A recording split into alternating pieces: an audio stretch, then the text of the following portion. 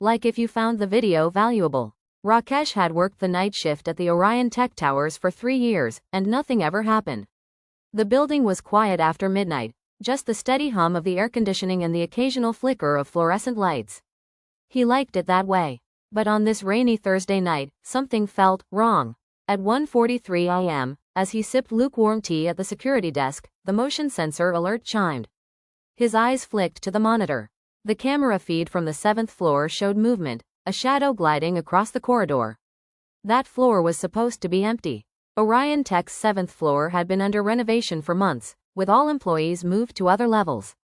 Rakesh had the keys. He knew no one else should be there. He grabbed his flashlight, clipped his walkie-talkie to his belt, and stepped into the elevator.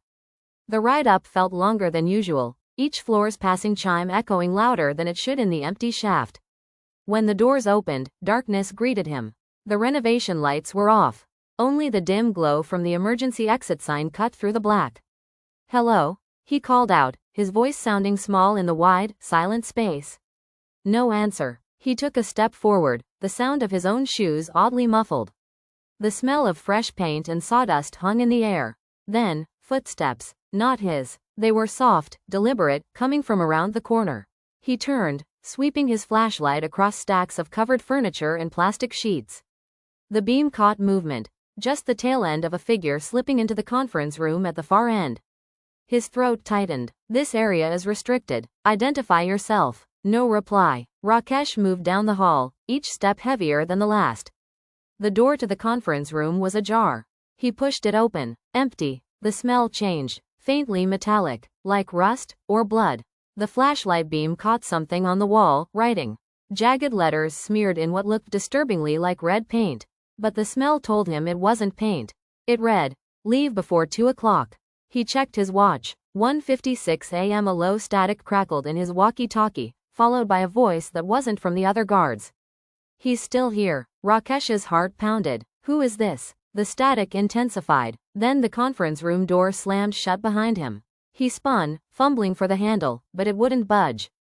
The flashlight flickered, plunging the room into near darkness. In the strobing light, he saw movement again, a figure in the corner. Tall, motionless, watching. The walkie crackled again. 1 minute. The figure took a step forward. Rakesh backed up until his shoulders hit the cold glass of the window. Rain streaked down the outside, blurring the city lights below. "Stay back," he shouted, though his voice broke. The flashlight died completely. In the dark, something cold and wet brushed against his hand. He froze. Then a whisper, inches from his ear, "You should have left." The lights in the corridor outside blinked once, and when they came back on, the conference room was empty.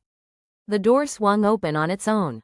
It was 2:01 a.m. Rakesh didn't remember running to the elevator, or even getting back to the security desk.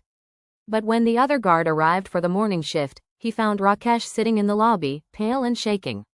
The cameras showed nothing on the 7th floor that night. Except, at exactly 2 a.m., the feed went black for 30 seconds. And when it returned, a single handprint smeared in red was visible on the conference room door.